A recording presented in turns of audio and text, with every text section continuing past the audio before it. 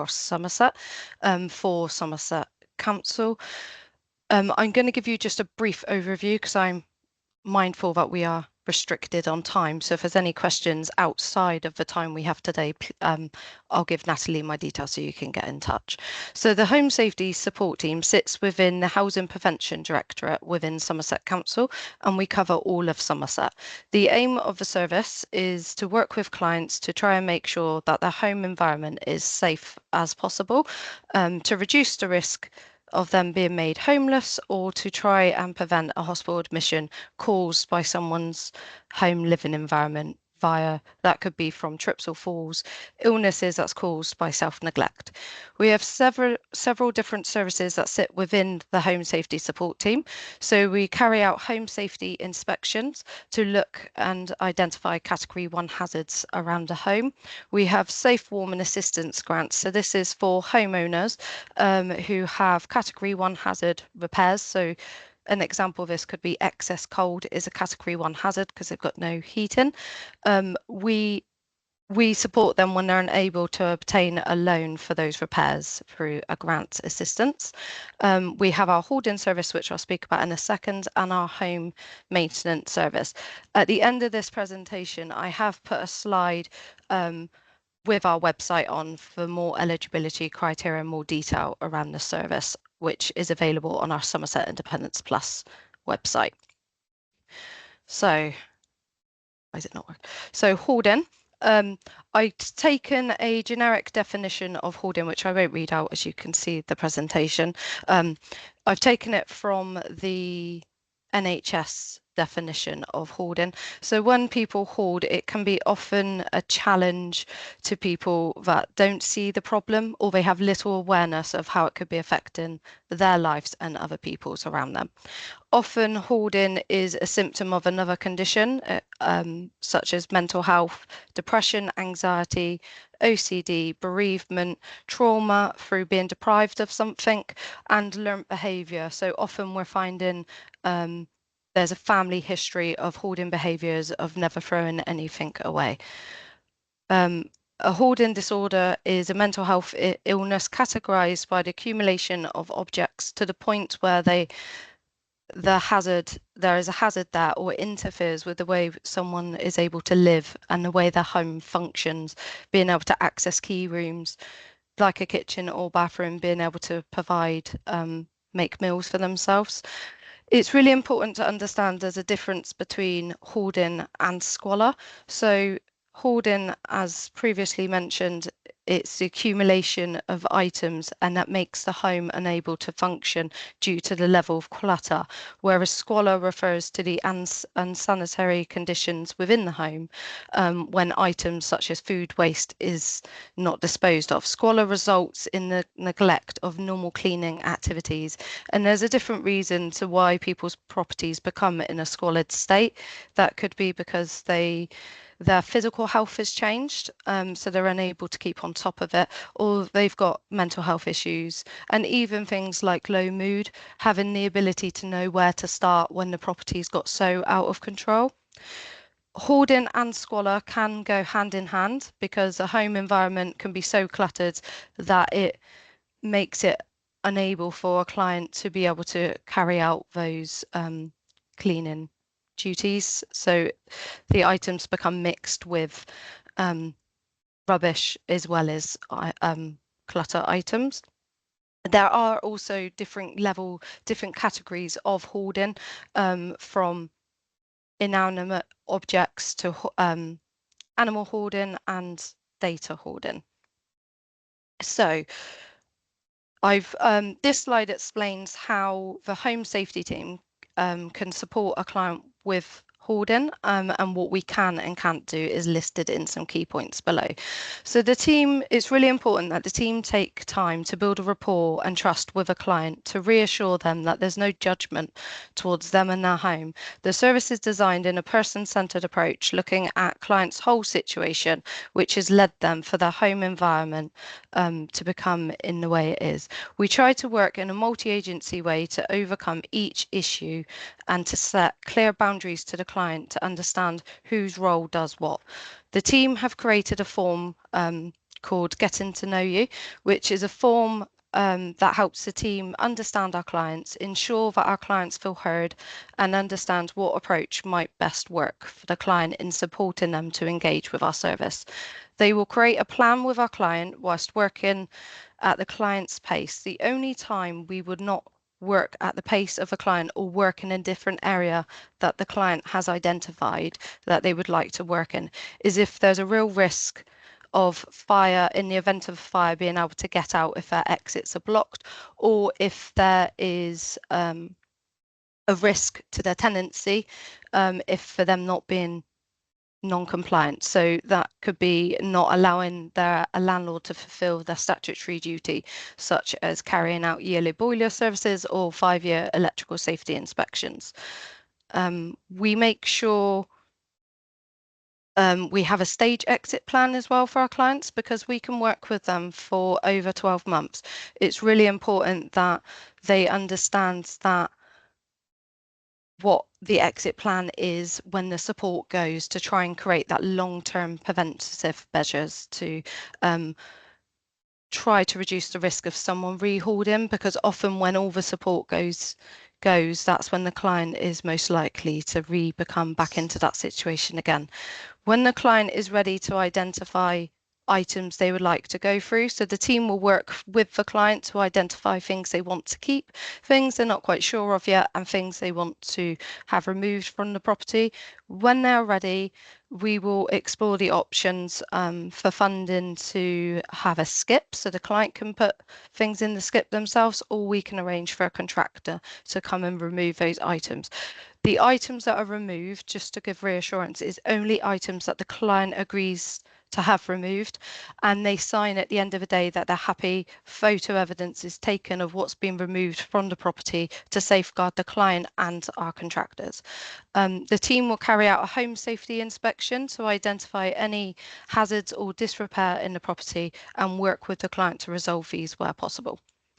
Just to be really clear, one of the main things we really can't do, and our budgets don't allow for, is we do not provide a cleaning service. We often get referrals when a property is full of squalor, to remove the squalor so a package of care can be put in place.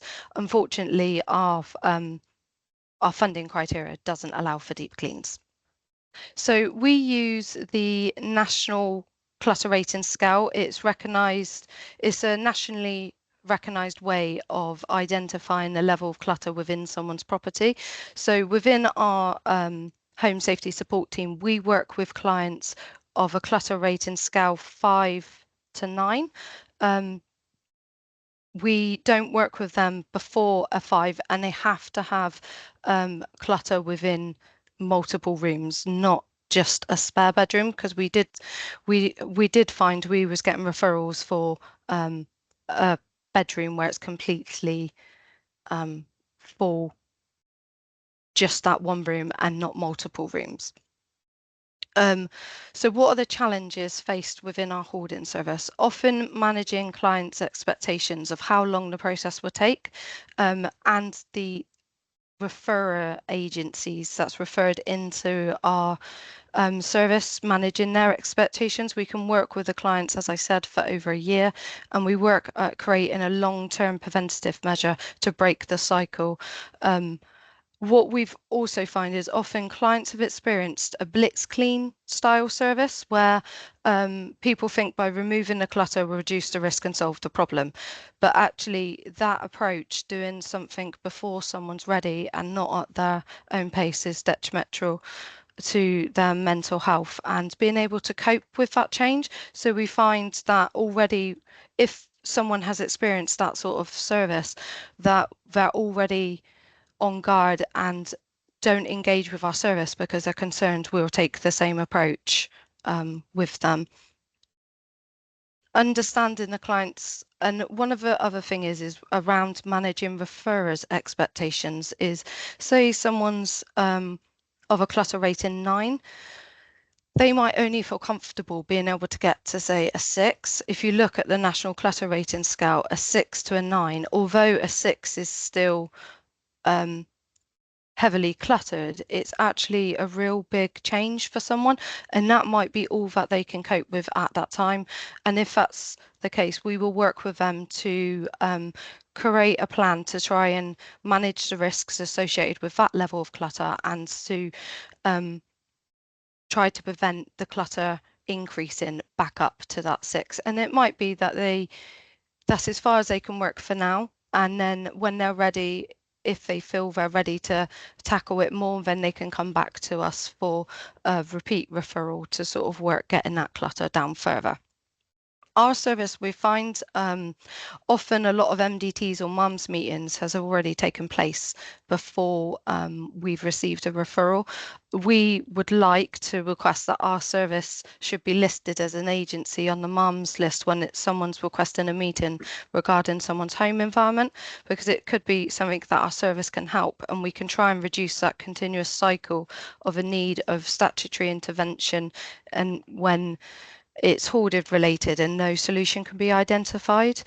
And then what we also find is we have quite a wait list for clients to access mental health support in Somerset, and sometimes some of our clients don't quite meet the criteria for either primary or secondary service. So sometimes they're beyond being able to have talking therapies or CBT therapy, but they don't quite meet secondary mental health criteria. So this becomes quite a barrier for actually how do we work with someone like that when the home environment is a trigger from something else that's happened within their life. Us talking about their home can also become a trigger for them. So we are trying to look at always ways to improve our service.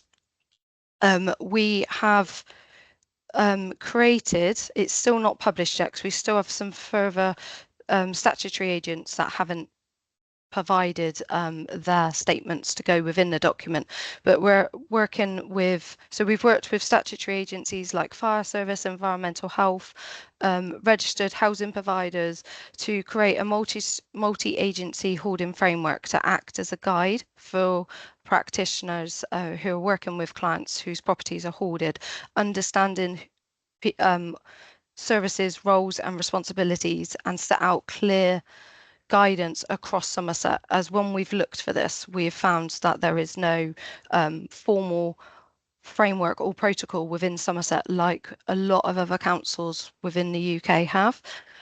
We are currently, it went live yesterday, we have a pilot project which my colleague hopefully is on the call, Jackie Wynn. I'm here. Perfect, thank you. I'm going to hand over to Jackie now, because as I said, we're always looking at ways that we can improve our service, and one of the biggest points is trying to work with someone with little or no mental health support. So I'm going to hand over to Jackie. Jackie, I'll do the slide PowerPoint for you, if you could just explain the pilot.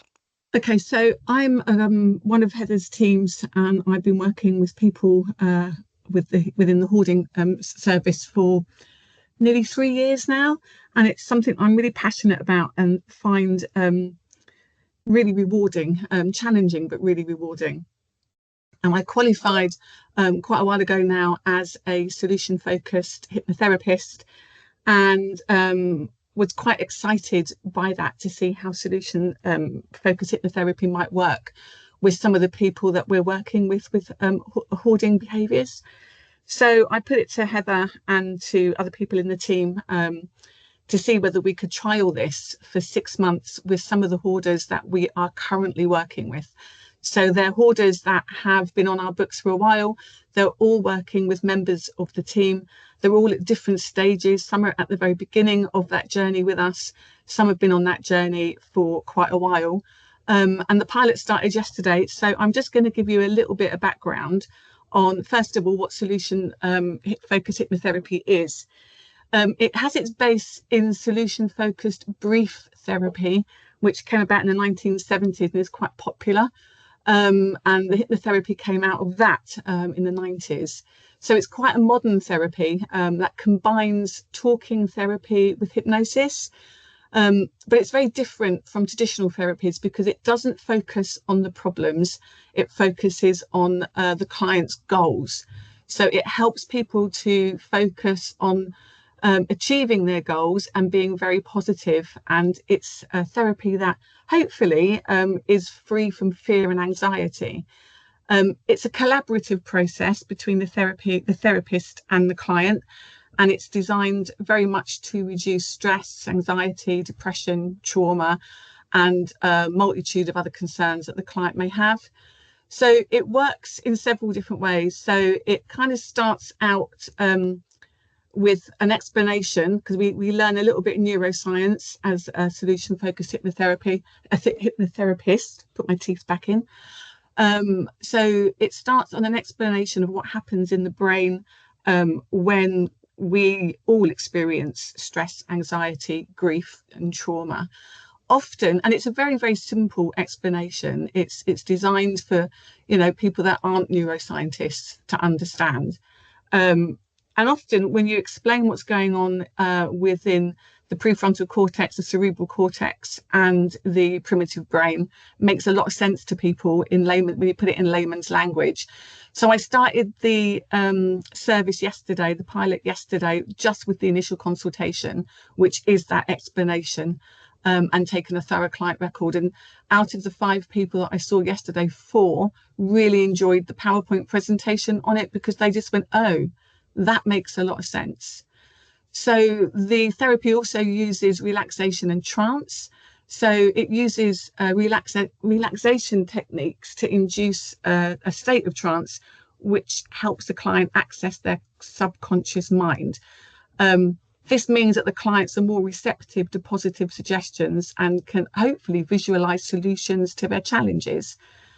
We rarely focus on the hoarding itself, because we don't want to be negative. We try to focus on what the goal is for the client. So for instance, it might be that if they wanted to talk about their hoarding issue, I then would want to say, okay, what room would you like to start in?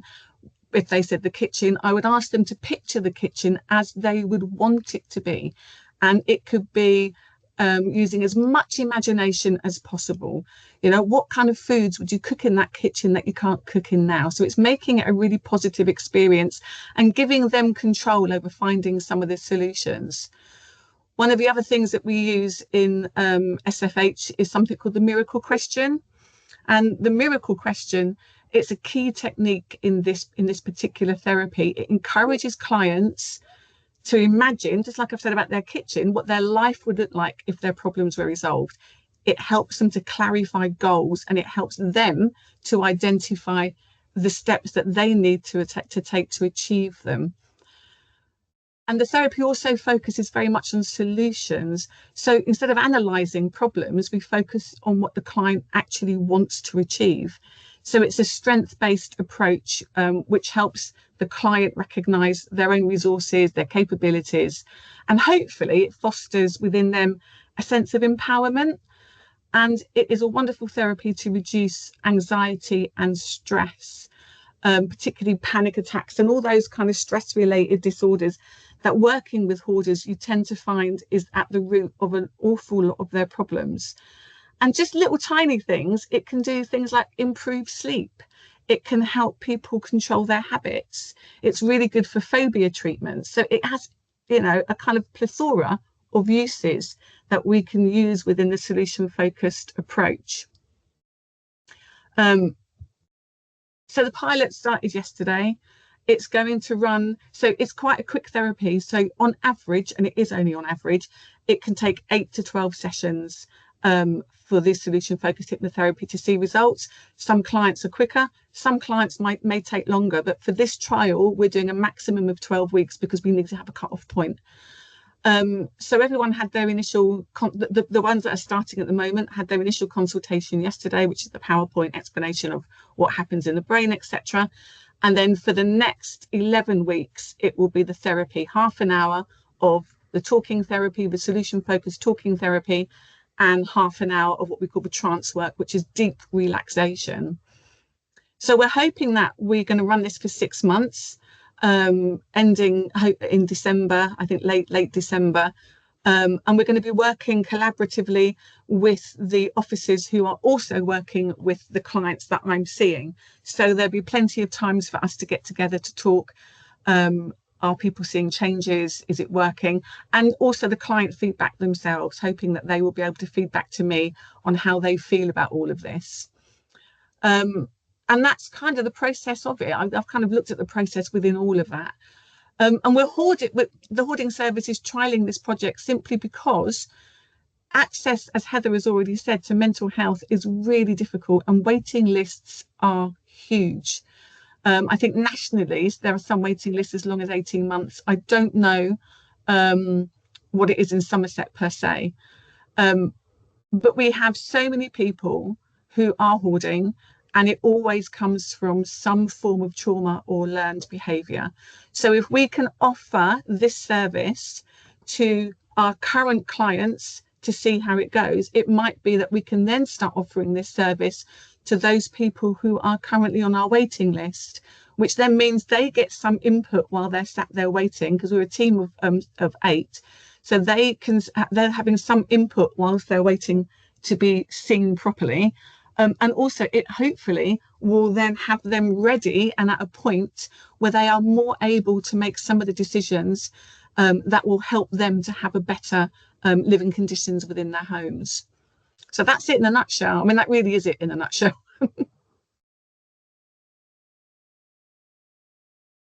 Happy to answer any questions if anyone's got any.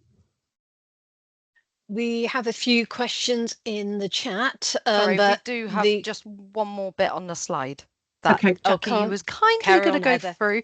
It's just to give you a background, not to take it from us, just to explain a bit of a case study as an example of some of the work we do. Over to you, Jackie. This was one of my very first clients when I started about 2.5, 3 years ago. She was a professional working in the NHS, clean and tidy, very intelligent, a lot of fun to kind of work with, but her home was very, very badly hoarded, and there was squalor there as well. So we took our time to get to know her. There was a lot of mistrust. She had come to us because her tenancy, she was a private tenant, the tenancy was at threat. The landlord had worked with her time and time and time again over a couple of years to help her, but we're getting nowhere. So they came to us as a last resort.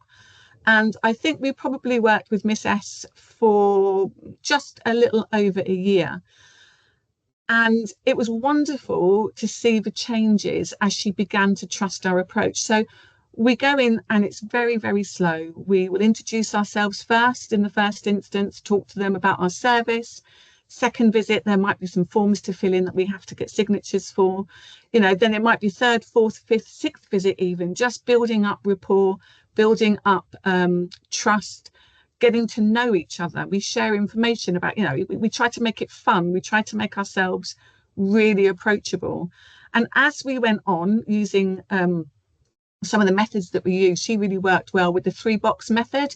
So it's 3 boxes, nothing too big, plastic boxes with lids. You know, put the stuff in one box that you know you definitely don't want. Put the stuff in another box that you know you definitely want to keep. Put the stuff in a third box if you're not quite decided what you want to do. When the box that is full is ready to go, that gets emptied out or taken to the tip or whatever, a charity shop, that's gone. We then have another empty box. The box that she wanted to keep, we put a lid on it, we labelled it, everything that was in the box, we put it to one side, and then we'd go through the third box, the box of things that she wasn't too sure about. And by the time we get to that box, there's a lot more in that box that she decides to throw away than keep. So this is one of the very many kind of tricks that we use to kind of get people to concentrate on small places in the house before moving on to the larger kind of spaces. And within a year, we'd also helped her get into a routine of housework. She was working full time, so we had to draw up with her a housework timetable. We made it fun. We used cartoons. We used silly phrases that we would use with her just to make it a lot of fun. And you know, 20 minutes a day, maybe vacuum the living room and put a duster over, maybe put away clothes in the bedroom the next day, maybe do the washing up, but 20 minutes a day. And then from 20 minutes a day, she would naturally then kind of build up. And within a year, we had the house down from, she was probably an 8, and we had gotten her down to, I think, a good 3 or 4, which is excellent. And it made her life a lot easier coming home from work, not having to fall over clutter, being able to relax after a busy day at work, being able to use her bathroom because she was showering at work. You know, being able to live a life and have people over, have her daughter over who was newly pregnant when we met her, and she didn't want the young baby to come because it was dirty. So this made a massive impact on her. And it's really nice that she decided to send us a testimonial just to let us know how much that actually meant to her. And we have many more testimonials like this from people that we have all worked with. And we're just a good team. We try to make it as easy a process, and it's a difficult process for everybody, but we try to make it as easy a process as possible, working with them, allowing them the autonomy. They're the boss. As Heather said, nothing gets thrown out unless they've told us that it can be thrown out. It doesn't mean to say that we don't push. It might be that there's a bottle of something on the table that's been there for weeks, and I might say, do you want to throw that away? And they say no, and they give me the reason. And then in 3 months' time, I might pick the bottle up and go, what about this? And they might go, yeah, it can go now. So it's about changing those habits. So I guess it's question time now. Thank you, Jackie. I've just put on the last slide why we take questions, if that's okay, Natalie, just the reference to the website and the SIP property support box. That's our direct mailbox to the team, where if someone's not quite sure before they make a referral, want to ask a question, that's our email address that you can send any queries through to us. Yeah, there's lots of positive comments in the chat. Thank you very much for that presentation. And there's colleagues from other authorities who are in awe of the service that you offer. We will put the link to the access details on the sub website as well. If you could, I think most of the questions have been answered on there, apart from one, is do we basically meet people face to face at the beginning? Yeah, so what we ask is because to give clients that sense of who's that familiar face, we always ask to conduct a joint visit with the referrer initially before we take over. That's just a good way of introducing us, isn't it? So that they've got someone they already know. And people would love to hear the results of that pilot as well. If we could, we will happily share them. That's wonderful. No, sorry. I was just going to say to Emily, obviously she asked about the different approaches we take. Jackie sort of mentioned the box one, we do colour coding. It's all very different. Some use colour bags. We use very different approaches, but it's always pretty much around what someone would like to keep, what they're not quite sure of, and what they would like to dispose of. And these are things that are thought about through a process. And we don't do necessarily a whole room. It could be just a small area of a room, and we build up on it. And then they are left we set them goals to do in our absence, but that's, again, the team will discuss these. These are what the client thinks they can achieve in our absence. It's not us goal setting. Yeah, I think it's really important to understand that not one size fits all. So we have to spend the first few weeks getting to know our clients so that we can then begin talking with them about what might work with them or for them. So it might be that I suggest a 3-box thing to a client and that's not going to work for them. So that's okay. We leave that aside and then we think, okay, what might work for this client? So a lot of it is thinking outside the box, and we're always coming up with new ideas all the time. The team's just put together what we've called a Better You workbook, which is a little book that gives healthy tips and, on healthy living, really achievable. But also in it, we use some solution focused questioning for them to work through at their leisure, so that we get a better idea of what their goals might be, and they get a better idea of what their goals might be, actually. Okay, thank you very much. That's absolutely wonderful. And everyone's expressed that they would really like to hear more. In the interest of time, though, it's actually time to take a short break now. We're meant to be coming back at 11:20. Mindful of the time now. If we make that 11:25, and you should have received a link to a breakout area. So we have self-neglect with MCA, which will stay in the main meeting room. You do not need to use a link. We have self-neglect at home,